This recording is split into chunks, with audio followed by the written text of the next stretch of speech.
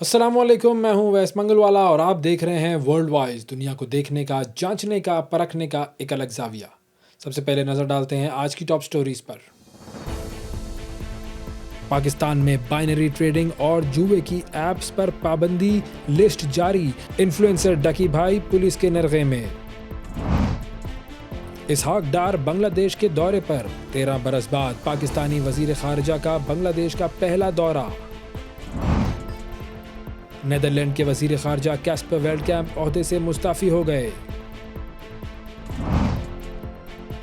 चीन में जेर तामीर पुल गिर गया, 12 अफराद हलाक। व्लादिमीर पुतिन ने यूक्रेन जंग के खात्मे के लिए सख्त शराइत रख दी। और अमेरिका ने 6000 स्टूडेंट्स का वीजा मुअत्तल कर दिया। टॉप स्टोरीज आपने देखी नाजरीन। अब बढ़ते हैं खबरों की तफसील की तरफ और सबसे पहले बात करते हैं पाकिस्तान और बांग्लादेश के ताल्लुकात की, जिनमें मज़ीद बेहतरी आती जा रही है। पाकिस्तान के वज़ीर ख़ारजा और नायब वज़ीर आज़म जनाब इसहाक डार साहब बांग्लादेश के दौरे पर हैं और ये दौरा बहुत सिग्निफिकेंट दौरा है, बड़ा अहम दौरा है, क्योंकि 13 बरस के बाद पाकिस्तानी वज़ीर ख़ारजा जो है वो बांग्लादेश की सरज़मीन पर उन्होंने कदम रखा है। एक तरफ तो ये मामला है, फिर दूसरी तरफ बांग्लादेश ने 1971 के बाद पहली बार पाकिस्तानी हुकाम के लिए वीज़ा की जो शर्त है ये ख़त्म कर दी है। बहुत बड़ी डेवलपमेंट है ये। और फिर तीसरी एक और चीज़ जो कि आपके सामने हम पेश करना चाहेंगे वो है रावलपिंडी में भी एक बड़ी अहम मुलाकात हुई है और chairman joint chief of staff committee general Sahir Shamshad Mirza साहब की मुलाकात हुई है बांग्लादेशी फ़ौज के quarter master general lieutenant general Mohammad फैज़ुर Rahman से। इन दोनों की मुलाकात हुई है और दिफाई ताउन पर, बाहमी ताउन पर बात हुई है। इस पूरे मामले पर आइए देखते हैं एक छोटी सी रिपोर्ट।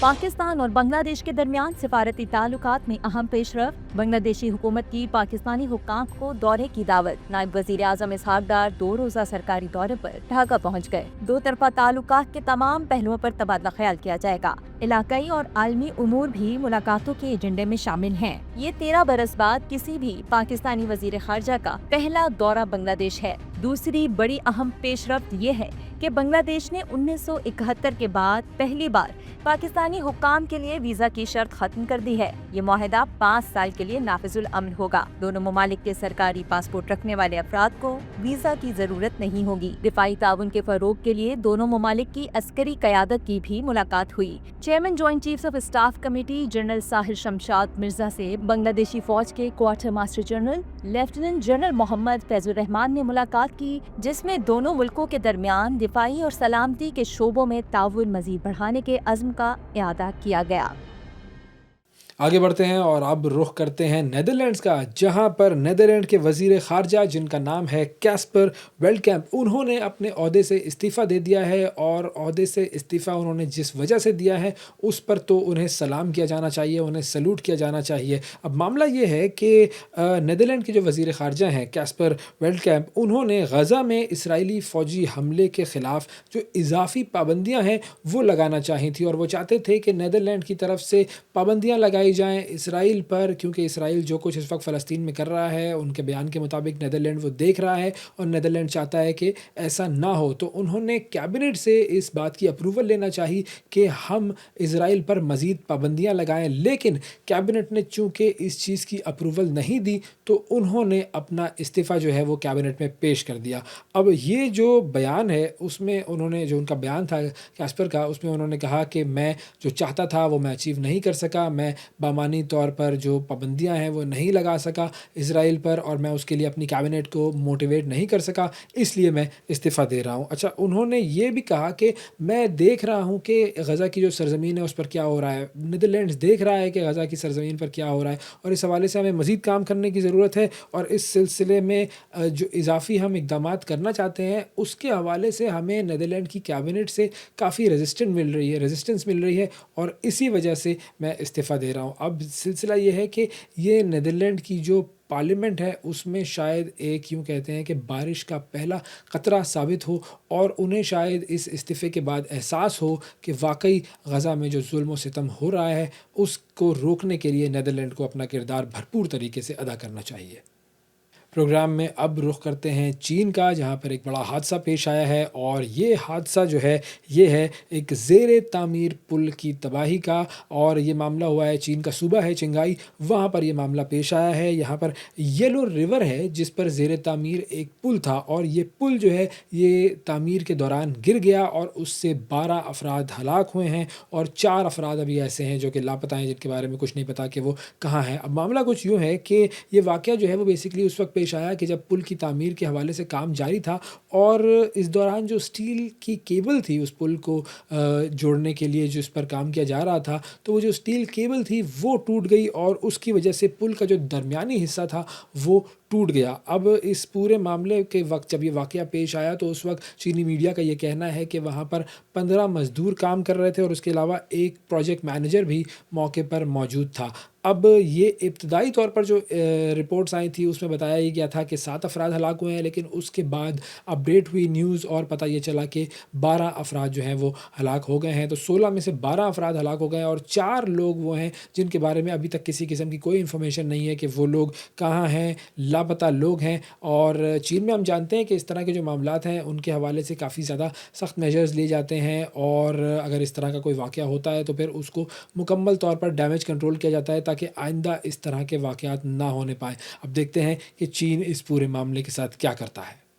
اب بات کرتے ہیں روس اور یوکرین کی جنگ کے حوالے سے۔ جنگ بندی کی کوششیں تو کافی زیادہ ہو رہی تھیں، ٹرمپ نے ملاقات بھی کی تھی، پہلے زیلنسکی سے ملاقات کی، اس کے بعد پیوٹن سے ملاقات کی، بڑی ہائی پروفائل ملاقات تھی، لیکن اب تک یہ جو جنگ بندی ہے وہ کسی بھی طریقے سے آگے نہیں بڑھ پائی ہے۔ اب اس معاملے پر ایک خبر تو یہ سامنے آئی ہے کہ ڈونلڈ ٹرمپ نے روسی صدر کو یوکرین کے صدر سے ملاقات کے لیے وقت دے دیا ہے کہ اب جو ہے وہ آپ ملاقات کیجئے، اور پھر اس کے بعد اس پورے معاملے کو آگے بڑھائیے، اور یہ ایک نئی مہلت کہہ لیجئے کہ جو کہ ڈونلڈ ٹرمپ نے دے دی ہے صدر پیوٹن کو، اور انہوں نے کہا ہے کہ جی میں اب ولادیمیر پیوٹن کو چند ہفتوں کی مہلت دے رہا ہوں، اور ان چند ہفتوں میں ولادیمیر پیوٹن نے زیلنسکی سے ملاقات کرنی ہے، یوکرینی صدر جو ہیں، اور پھر اس کے بعد فیصلہ کرنا ہے کہ آگے کس طرح بڑھنا چاہیے تاکہ ہم جو ہے وہ جنگ کے خاتمے کی طرف بڑھ سکیں۔ تو ایک تو یہ معاملہ ہوا ہے۔ اچھا، ڈونلڈ ٹرمپ جو ہے انہوں نے یہ بات بھی کی ہے کہ جی 2 ہفتوں میں پتہ لگ جائے گا کہ اب آگے ہمیں کیا کرنا ہے، کس رخ پر ہم جا رہے ہیں، so it's a matter of 2 weeks, یہ بات انہوں نے کہی ہے۔ پھر دوسری جانب جو روس کے جو وزیر خارجہ ہیں انہوں نے یہ بات کی ہے کہ ابھی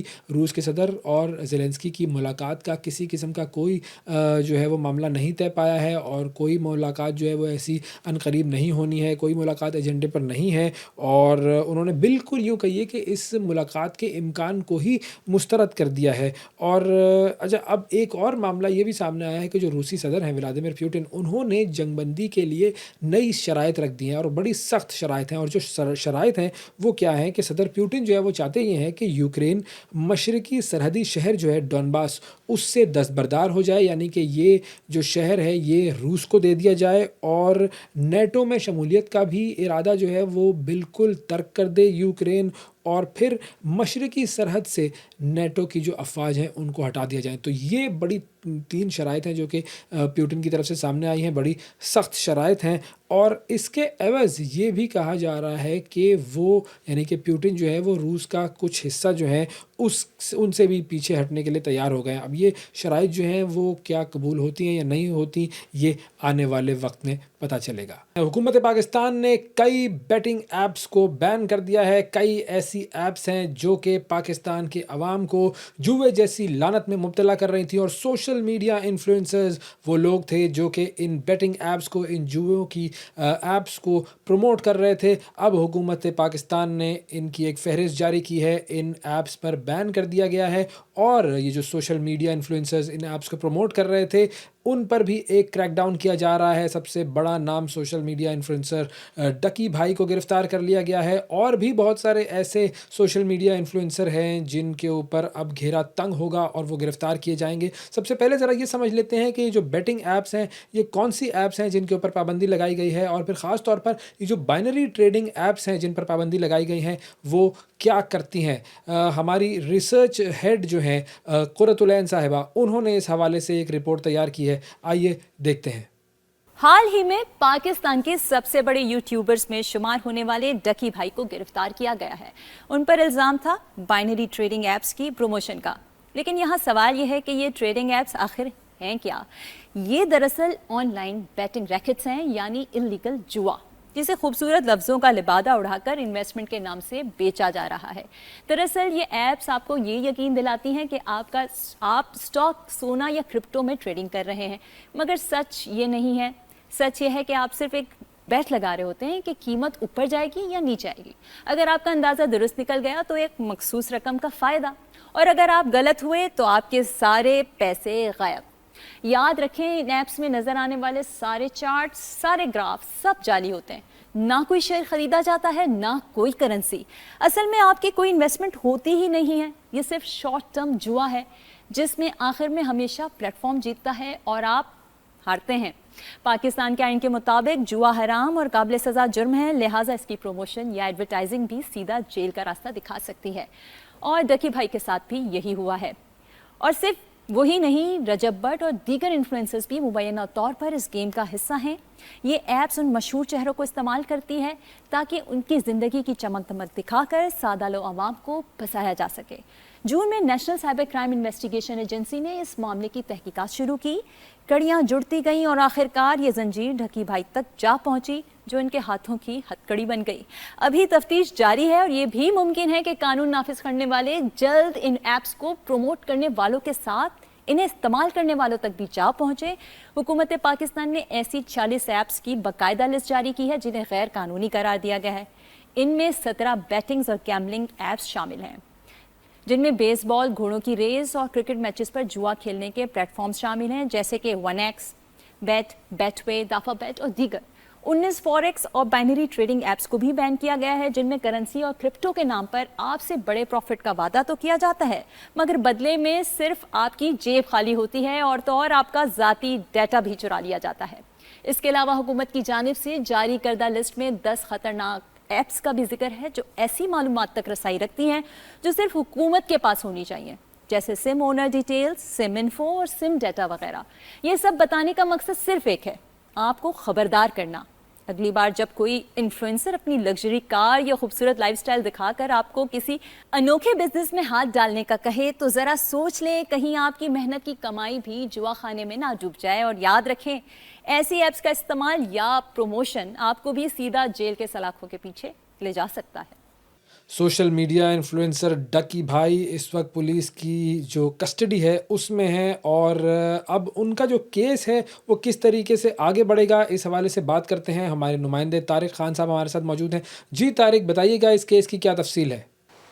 जी वैसे आज अदालत में जो सादुर रहमान उर्फ डक्की भाई हैं उनको पेश किया गया है। उनको 6 रोज़ा जिस्मानी रिमांड के बाद आज अदालत के रूबरू पेश किया गया। जुडिशल मजिस्ट्रेट नईम वट्टू जो हैं उन्होंने उनकी जिस्मानी रिमांड पर जो है वो आज समाअत की है। 6 रोज़ के बाद आज दोबारा से FIA ने उनके जो है मज़ीद जिस्मानी रिमांड की सज़ा की। 24 रोज़ का मज़ीद जिस्मानी रिमांड जो है वो तलब किया गया था और इस पर अदालत ने दोनों तरफ के दलाइल सुने। जो सादुर रहमान उर्फ डक्की भाई हैं उनके वकील का कहना था क्योंकि जो मोबाइल फ़ोन है उनका डक्की भाई का और साथ जो उनका लैपटॉप है वो इस वक्त FIA के हवाले के पास है और उसमें तमाम चीज़ें जो हैं वो देखी जा सकती हैं। मज़ीद किसी किस्म की रिकवरी जो है वो उसकी ज़रूरत नहीं है, लेकिन इसके बावजूद जो और रिमांड की सज़ा है वो किसी तौर भी दुरुस्त नहीं है। लिहाजा जो FIA की जानब से मज़ीद 24 रोज़ के जिस्मानी रिमांड की सज़ा की जा रही है उसे जो है वो नामंजूर किया जाए और उनको जुडिशल रिमांड पर जेल जो है वो भिजवा दिया जाए। जबकि FIA के मुताबिक उन्हें मज़ीद इस हवाले से तहकीकात की ज़रूरत है, क्योंकि इसमें देखना यह है कि मज़ीद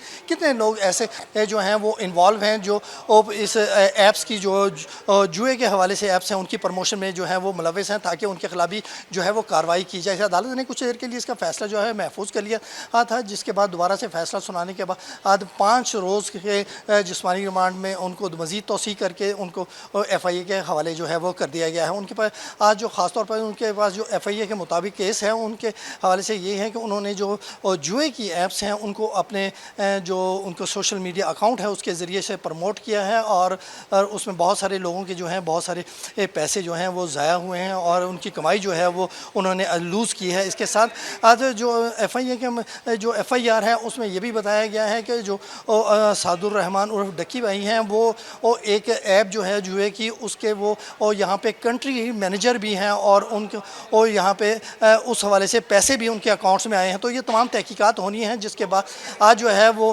اس تمہارے کیس کی جو اصل محرکات ہیں وہ سامنے آ سکیں گے. تو آج ان کو پیش کرنے کے بعد ان کے جسمانی ریمانڈ میں مزید توسیع جو ہے وہ کر دی گئی ہے. جی بہت شکریہ ادا کریں گے طارق خان، آپ کا وقت دیا آپ نے اور تفصیل سے ہمیں آگاہ کیا. آگے بڑھتے ہیں ناظرین، اسی حوالے سے مزید بات کریں گے. سوشل میڈیا انفلوئنسرز اور بیٹنگ ایپس جو ہیں ان کا گٹھ جوڑ کس طریقے سے کام کرتا ہے، اس حوالے سے بات کریں گے. ہمارے ساتھ سوشل میڈیا کانٹینٹ کریٹر اور سوشل میڈیا انفلوئنسر دانیال شیخ موجود ہیں. آپ ان کی ویڈیوز، ان کی پوڈ کاسٹ دیکھتے ہیں، بڑا ڈھنگ کا، بڑا سلجھا ہوا کانٹینٹ وہ پریزنٹ کرتے ہیں. ان سے ہم اس حوالے سے بات کرتے ہیں. السلام علیکم. وعلیکم السلام اویس منگل والا صاحب، بہت بہت شکریہ اس شو میں انوائٹ کرنے کے لیے. دانیال بہت شکریہ آپ کا، پروگرام کے لیے آپ نے وقت نکالا. سب سے پہلے میں چاہوں گا کہ اگر آپ ہمارے ناظرین کو اور ہمیں تھوڑا سا یہ سمجھا سکیں، کیونکہ ظاہر ہے آپ کو اس چیز کی مکمل معلومات ہیں، مکمل تجربہ ہے اس چیز کا. یہ ہمیں سمجھائیں کہ یہ جو بیٹنگ ایپس ہوتی ہیں یا جو اللیگل ایکٹیویٹی والی ایپس ہوتی ہیں، ان کا اور جو سوشل میڈیا انفلوئنسرز ہیں ان کا گٹھ جوڑ یا ایک نیگیٹو یوں کہہ لیجیے کولیشن، وہ کس طریقے سے کام کرتا ہے، کس طریقے سے لوگوں کو نقصان پہنچاتا ہے، ہوتا کیا، یہ گیم کیا ہے؟ اچھا اویس بھائی، میں اس میں ایکسپرٹ نہیں ہوں، نہ ہی میں نے خود کام کیا ہے ان ایپس کے ساتھ، لیکن میں اتنا آپ کو اپنے ایکسپیرینس سے بتا سکتا ہوں کہ جتنی بھی مجھے آج تک ای میلز آئیں، جتنی بھی مجھے کبھی فیس بک پر یا انسٹاگرام پر ڈی ایمز میں ریچ آؤٹ کیا، ایون واٹس ایپ تک پر ریچ آؤٹ کیا اس طرح کی کمپنیز میں. شروع انہوں نے کیا تھا بیٹنگ ایپ سے، پھر اس کے بعد گیمنگ ایپس آنے لگی. اچھا میں تھوڑا ایکسائٹیڈ ہو گیا کیونکہ گیمنگ آپ کو پتا ہے گیمنگ اچھی چیز ہوتی ہے اور وہ بڑی ہر طرح سے مینٹل ہیلتھ کے لیے بھی اچھی ہوتی ہے، اور اگر اچھا گیم ہو تو اٹ ڈیپینڈس رائٹ. تو میں نے بولا یار یہ تو اچھا گیم ہو سکتا ہے، لیکن پھر پتہ یہ چلا کہ ان گیمنگ ایپس کی جو پیچھے ہے وہ سب یہی بیٹنگ کا سسٹم ہوا کرتا تھا. اور اس کے علاوہ ابھی تو میں حیران اس بات پہ ہوں کہ جس طرح کا کلچر چل رہا ہے اور جس طرح کے میسیجز ہمیں آ رہے ہوتے ہیں، تو جس طرح سے کسینو ہوتا ہے تو آن لائن کسینو تک کی ہمیں آفرز آ رہی ہوتی ہیں، اور بیٹنگ ایپس کی آفرز آ رہی ہوتی ہیں، اور اسی طرح سے گیمنگ ایپس کی آفر آ رہی ہوتی ہیں. اچھا وہ آفر کس طرح کی ہوتی ہیں اور آفر کتنی بڑی ہوتی ہیں؟ وہ 15 سے 20 ہزار ڈالر کی کا کہتے ہیں کہ ہم آپ کو ایک پر ویڈیو دیں گے. اب کسی کو $5,000، کسی کو $3,000، لیکن یہ ہزاروں ڈالرز میں بات ہوتی ہے. اگر ہم لوگ اپنے فالوورز کی کمپیریزن میں دیکھیں تو فار ایگزامپل اگر میں کسی برانڈ سے، پاکستانی برانڈ سے 1 لاکھ روپے چارج کر رہا ہوں، اور اس طرح کا برانڈ مجھے پاکستانی روپیز میں 30 لاکھ روپے دینے کے لیے راضی ہو اور بولے ناٹ اونلی ون، ہم آپ کو ملٹیپل ویڈیوز کا کانٹریکٹ دیں گے، تو سوچنے میں تو بہت اچھا لگتا ہے نا. 20 ویڈیوز 30 ویڈیوز سوچنے میں تو بہت اچھا لگتا ہے، لیکن جب آپ اس کی بیک اینڈ اسٹوری کی جاننے کی کوشش کرتے ہیں یا پھر اس کو ڈاٹس کنیکٹ کرنے کی کوشش کرتے ہیں، تو آپ کو ان دی اینڈ یہی پتا چلتا ہے کہ اگر کوئی بیٹنگ ایپ ہے یا کوئی اس طرح کا آن لائن کسینو والا سسٹم ہے یا کوئی بھی جوئے کی ایپ ہے، ایک طرح سے تو یہ جوا ہی ہے ساری کی ساری ایپس جو ہے، اس طرح کی ایپس، تو آپ کو یہ سمجھ آتا ہے کہ یار یہ پیسے یہ ایپ والا مجھے دے گا کہاں سے. صحیح بات ہے نا. کوشچن تو یہ ہے کہ اس ایپ والے کے پاس اتنا پیسہ کہاں سے آئے گا جو مجھے دے گا، اس کے پاس اتنا پیسہ کہاں سے آیا، یہ انویسٹ کتنا مارکیٹنگ پہ کیسے کر رہا ہے. وہ کر رہا ہے ان غریب لوگوں سے پیسہ چھین کر جو کہ اپنی جمع پونجی اس طرح کی ایپس میں لگا دیتے ہیں، کیونکہ ایک پاکستانی مائنڈ سیٹ ہے ہمارا، ایک غریب ملک ہے، اور غریب ملک میں غریب کی اور بہت سارے لوگوں کی شارٹ کٹ والی سوچ بھی ہوتی ہے، اوور نائٹ سکسیس والی سوچ ہوتی ہے، لاٹری والی سوچ ہوتی ہے کہ یار ہم کسی طرح سے امیر ہو جائیں، بہت زیادہ امیر ہو جائیں. تو زندگی میں اگر اس نے 30,000 روپے، 1 لاکھ روپے، 2 لاکھ روپے اگر اپنے پاس جمع کیے ہیں، وہ اس طرح کی ایپس میں خرچ کر دیتے ہیں، اور وہ پیسہ بیٹنگ ایپس کے پاس جاتا ہے، اور پھر وہ ایپس جو ہے وہ تھوڑے پیسے اس میں سے ہم پر انویسٹ کرنے کی کوشش کرتے ہیں، انفلوئنسرز کو ٹارگٹ کرتے ہیں، ان پر انویسٹ کرنے کی کوشش کرتے ہیں. سو ٹیکنیکلی دیکھا جائے تو انفلوئنسرز کو اگر یہ پیسے مل رہے ہیں تو ان غربا کے جمع پونجی کے پیسے مل رہے ہیں جو کہ ان کا حق ہے، وہ چھینا گیا. لٹرلی ڈکیتی والا سین ہے. تو یہ جو ایپس ہیں یہ ان کی مینجمنٹ ڈائریکٹلی سوشل میڈیا جو کانٹینٹ کریٹرز ہیں، انفلوئنسرز ہیں، ان سے کانٹیکٹ کرتی ہیں، یا پھر ان کے ایجنٹس ہیں پاکستان میں جو یہ کام کرتے ہیں ان کے لیے؟ مجھے لگتا ہے کہ ان کے شاید ایجنٹس موجود ہیں، اور کچھ شاید دبئی میں بھی ایجنٹس موجود ہیں یا مختلف، ہمیں نہیں پتا ہوتا کہ کہاں سے کون کانٹیکٹ کر رہا ہے. کبھی یو کے کا نمبر ہوتا ہے، کبھی دبئی کا نمبر ہوتا ہے، کبھی پاکستان کا نمبر ہوتا ہے، اور وہ ہمیں نہیں پتا کہ وہ نمبر کس کنٹری سے ایکسیس ہو رہا ہے. ٹھیک ہے. اور کچھ میجورٹی تو ای میلز ہوتی ہیں، میجورٹی تو انسٹاگرام کے ڈی ایمز ہوتے ہیں، تو ہمیں ایگزیکٹلی نہیں پتا کہ کس ملک سے کون ہم سے کانٹیکٹ کر رہا ہے، لیکن یہ پتا ہوتا ہے کہ آفر بہت بڑی آ رہی ہوتی ہے. اور ایک نہیں، اور 1 سال کی بات نہیں ہے، یہ بات ہے تقریباً 4 سال پرانی. 4 سال سے کانسٹنٹلی ہماری جو کمیونٹی ہے یوٹیوبرس کی، سب کے پاس یہ اس طرح کی اپرچونٹی مل رہی ہوتی ہے، انفارچونیٹ اپرچونٹی مل رہی ہوتی ہے، اور یہ خریدنے کی کوشش کی جاتی ہے یا پھر اس طرح سے کام کرنے کی کوشش کی جاتی ہے. اور میں اس بات کو جانتا ہوں کہ جتنے بھی رسپانسبل کانٹینٹ کریٹرز ہیں وہ نہیں کرتے. آپ کو کیا لگتا ہے کہ صرف کچھ کریٹرز کو اس طرح سے انہوں نے ریچ آؤٹ کیا ہوگا؟ نو، 100 میں سے 2-3 ہی کرتے ہیں اس طرح کا کام. Majority of them are nice, اور جتنے بھی انفلوئنسرز ہیں، کانٹینٹ کریٹرز ہیں، وہ میجورٹی آف دیم وہ کافی رسپانسبلٹی کے ساتھ کام کر رہے ہیں. اسی وجہ سے جتنے پیسے بنتے ہیں، ہمیں پتا، آپ کو پتا ہے کہ ایڈ سینس میں کتنا کم پیسہ ملتا ہے پاکستانی یوٹیوبرس کو. اور اسی طرح سے فیس بک ایڈ سینس بہت ہی بری طرح سے تباہ ہو چکا ہے. بہت اٹ پیز اس پینیز. ٹھیک ہے، 1 ملین ویوز کے ہمیں $10 $20 مل رہے ہوں گے، اور 1 ملین ویوز ہی اتنی مشکل سے آتے ہیں اچھے کانٹینٹ پہ، تو آپ کو پتا ہے کہ بڑی مشکل ہوتی ہے. بٹ اسٹل جو رسپانسبل کریٹرز ہیں وہ منع کر دیتے ہیں.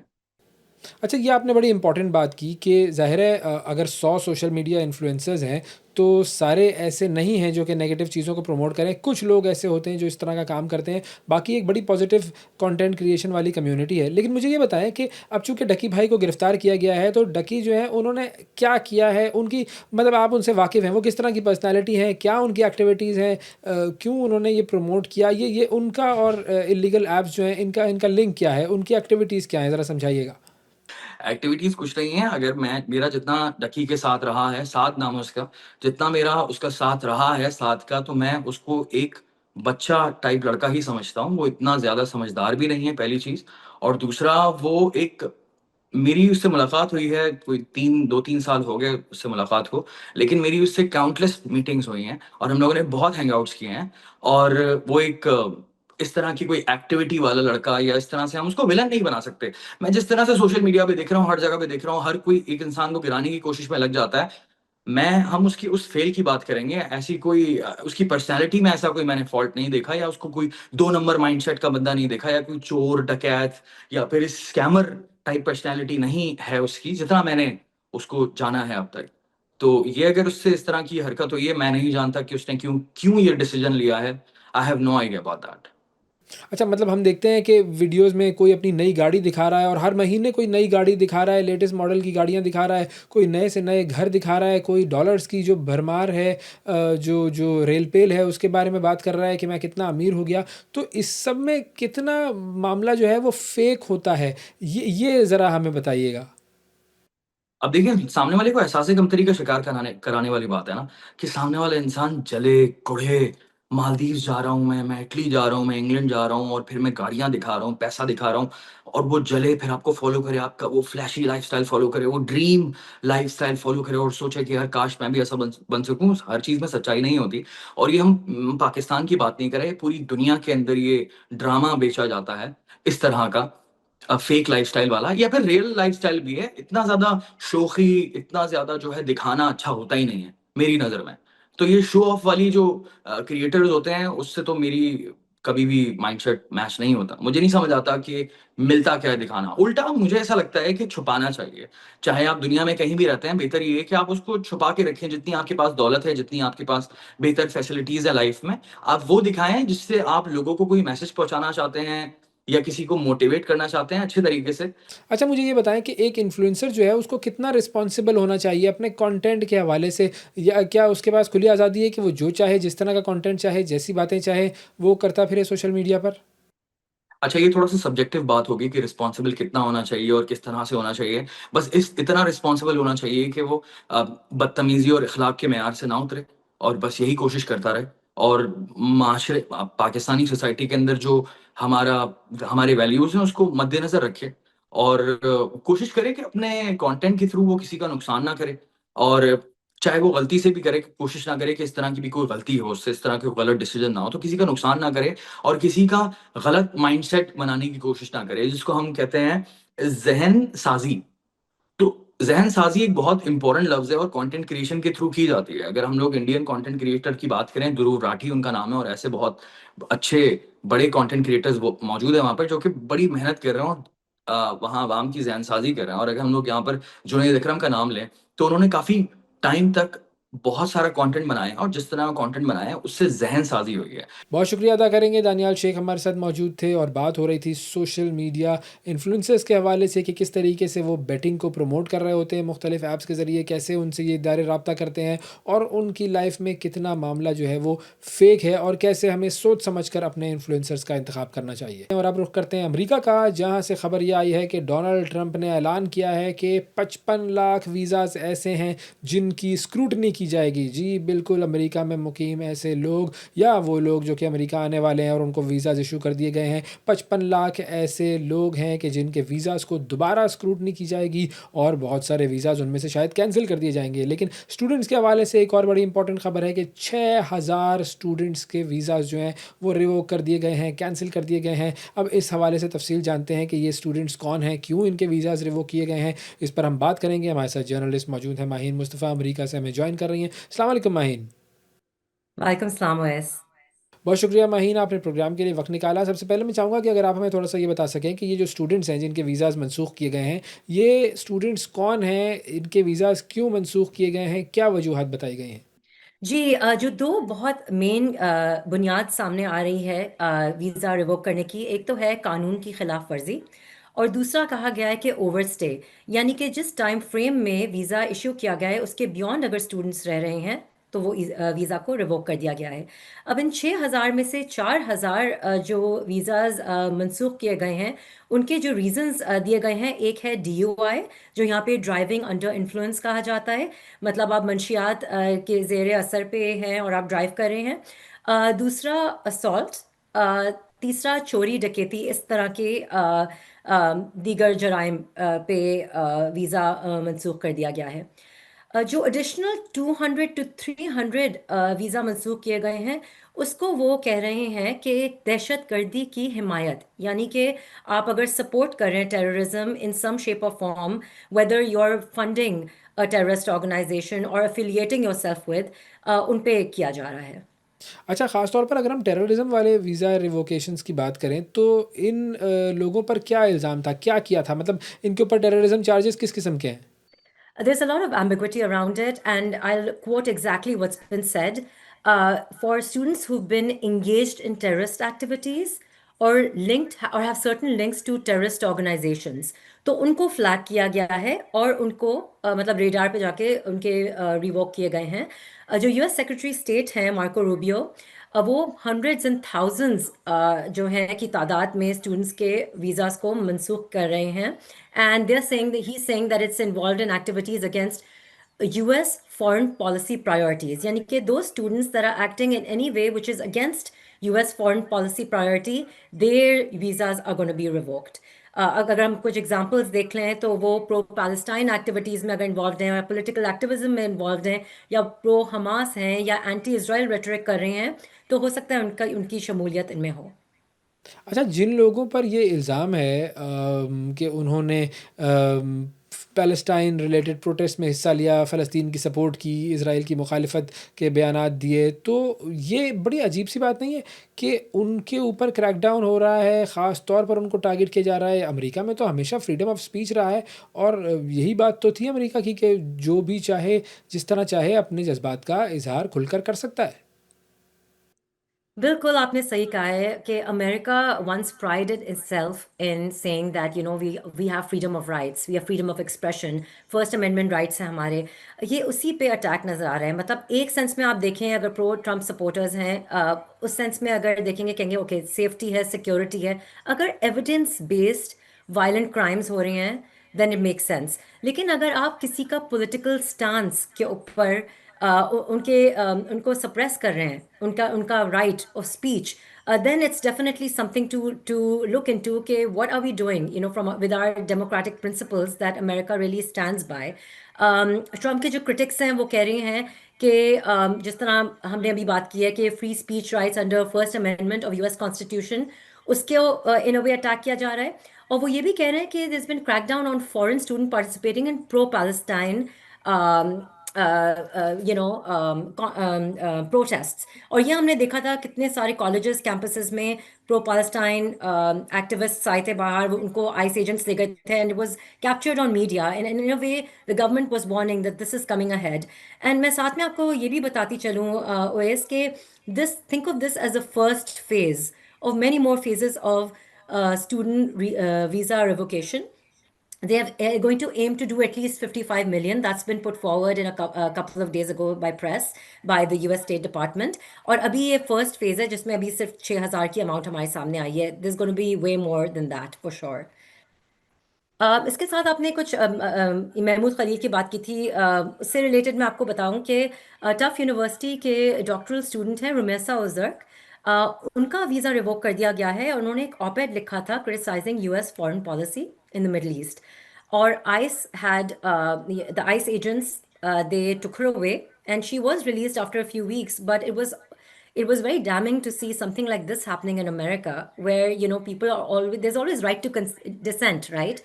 اگر آپ کا ڈسکارڈ ہے, ڈس اگریمنٹ ہے, we were always allowed to be vocal about it. اب in a way fear لوگوں کے دماغ میں آ رہا ہے اور ہارٹس میں آ رہا ہے that they can't really speak freely and openly in America.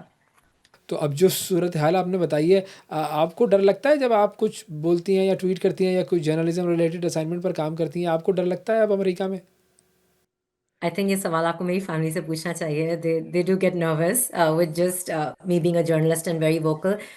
لیکن دیکھیں, جو امیگریشن کی ایک جرنی ہوتی ہے, ایک امیگرینٹ جرنی ہوتی ہے from being green card holder to being a citizen, it is a very painful journey, emotionally, physically, financially, spiritually, in many way. اور جب ہم اس مقام میں پہنچتے ہیں کہ ہمیں سٹیزنشپ ملتی ہے تو there is a sense of pride کہ okay now we are part of this country. لیکن ایک انکلوژن اور بلانگنگ کی ایک لانگنگ ہے آئی تھنک بہت سارے امیگرینٹس میں جو سٹیزنس ہیں, لیکن وہ اس طرح کی خبریں پڑھ رہی ہیں and they are getting a little hesitant کہ ہم نے اتنی انویسٹمنٹ کی اس کنٹری میں, but can we really speak freely? Is free speech absolutely there for us? اچھا, یہ جو ویزاز ریووک کرنے کا پروسیس ہے, اس میں ٹرانسپیرنسی کتنی ہے, کتنا اوپن پروسیس ہے یہ؟ The short answer to that, OS, is that the transparency is very minimal. Because جو لا الاؤ کرتا ہے ریووکیشن کا, کافی انسٹنسز میں there is no prior notice given to the people who are getting in this position of their visa revocation, right. Judicial review جو ہے وہ بھی آلموسٹ نان ایگزسٹنٹ ہے. پبلک ڈسکلوجر, جو کیسز دیکھے جاتے ہیں دے آر ان ایگریگیٹ, مطلب lump sum amount clumped together, individual case by case نہیں دیکھا جاتا, کیونکہ انڈر اسٹافنگ ہوتی ہے in most of these cases. جو گورنمنٹ ڈپارٹمنٹس میں ہوتے ہیں they just don't have the capacity to go individually on each case. تو دیکھنے میں اگر آپ دیکھا جائے کہ US اسٹیٹ ڈپارٹمنٹ جو ہے and the government in general, they have very wide latitude, right, wide powers to impose such revocations of visa with very little obligation to explain themselves as to why they're revoking the visa, right? So obviously it's impacting these students who are not, they're not given time to do the due process, which is at least contest or at least give their perspective کہ یہ کیوں آپ نے کیا ہے, یہ evidence ہے, ہم نے یہ نہیں کیا ہے, for instance. Or they can just have a say or come out with a point of view where they are contesting it. تو ایسا بھی نہیں ہو رہا ہے.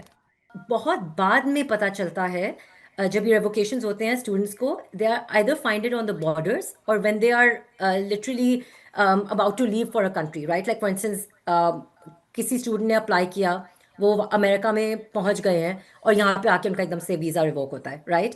دین they are just like in a dilemma کہ کیا ہوگا, پہلے سے بتایا نہیں جاتا ہے. اور جو سائٹیشنز گورنمنٹ دیتی ہے, جو لینگویج استعمال کرتی ہے, it is very very wig and very technical that a student can't understand. They may have to hire a lawyer to understand that. And obviously, you know how it is when we're students, no one has the money to hire anybody.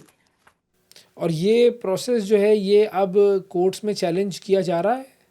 ہاں, یہ بہت اچھا سوال ہے. And I think this is something that America really prides itself in, that they have these systems of checks and balances. کہ اگر اس طرح کی کوئی چیز ہوتی ہے which is a very bold step taken by the executive branch, there will be a judicial branch, there will be a legislative branch that's going to push back and fight back, right? So courts में challenge definitely हो रहा है, revocations are under heavy legal challenges, और जो कुछ हैं main reasons जिस पे challenge किया जा रहा है, एक जो मैंने हल्का सा mention किया था is due process. Students, like I said, didn't get a chance or a fair chance to contest the allegation. दूसरी बात है फ्री स्पीच, जिसके बारे में हमने थोड़ी बात की है कि revoking visas for political activism violets the first amendment rights. तो इन दो जो मेन वजूहात हैं उनके वजह से जो है काफ़ी लीगल चैलेंजेस का सामना करना पड़ रहा है गवर्नमेंट को. Multiple ACLU chapters have come out, and people who don't know what ACLU is, it's American Civil Rights, Civil Liberties Union, American Civil Liberties Union. So they've come out, उनका मैं आपको example भी दे देती हूँ, that 60 students are saying that DHS and State Department are arguing they were denied rights to contest before facing deportation. और finally ये बताइएगा माहीन कि क्या अब ये जो स्टूडेंट्स हैं जिनके वीज़ा रिवोक किए गए हैं, तो क्या इन सबको डिपोर्ट कर दिया जाएगा? GOS, great question. So revocation जो है, it actually means loss of status, right? So once a student's visa is revoked, they are considered out of status. And this makes them subject to removal unless they leave voluntarily or not. Immediate जो impact देखा गया है वो है कि some revocations are prospective, यानी कि वो affect करते हैं future travel. So for instance, if a student is already here, and once they leave to visit home, for instance, there's a student whose home country is Pakistan, वो पाकिस्तान जाएंगे तो वो वापस नहीं आ सकते because their visas gotten revoked. So they can't re-enter basically. But in the 60,000 plus cases जो यहाँ आए हैं, State Department officials said that the revocations apply to students already that are present in the United States, which means that they must depart or face deportation proceedings, which obviously means that the ICE agents will come, hunt them down and take them. दूसरी बात immediate impact का बता दिया मैंने आपको, loss of status का बता दिया है. Enforcement, the department of homeland security specifically जो इमिग्रेशन एंड कस्टम इन्फोर्समेंट है, ICE handles enforcement. They flag students for serious crimes और terrorism support and are expected to be placed in removal proceedings. ठीक है, आखिरी है due process. In theory students can appeal और contest the grounds in immigration courts, but the standard is very tough. और specially terrorism related जो cases होते हैं where evidence may be classified or broadly interpreted. तो ये है. और फिर अगर हम यूनिवर्सिटी का रोल देखें, they are being asked to update their federal student database, जिससे ज़्यादा आसानी हो जाएगी because it can reflect students whose visas have been revoked. So it'll be easier to kind of get them through the system, to the education system. तो bottom line अगर देखी जाए वो ये है कि yes, most of these students will either leave voluntarily or they'd have to face deportation through ICE. The only exception would be if they quickly obtain another lawful status. For instance, कोई work visa मिल जाए, asylum, etc. इस तरह करके. बहुत शुक्रिया अदा करेंगे. माहीन मुस्तफ़ा हमारे साथ मौजूद थी, अमेरिका से जर्नलिस्ट, और हमें बता रही थी कि 6000 स्टूडेंट्स का वीज़ा जो है वो रिवोक कर दिया गया है, वीज़ा मंजूर कर दिया गया है और अब उन्हें अमेरिका से डिपोर्ट किया जाएगा. नाजरीन, आज के प्रोग्राम में इतना ही. आपसे अगले प्रोग्राम में फिर मुलाकात करेंगे. उस वक्त तक के लिए इजाज़त दीजिए. अल्लाह हाफिज़.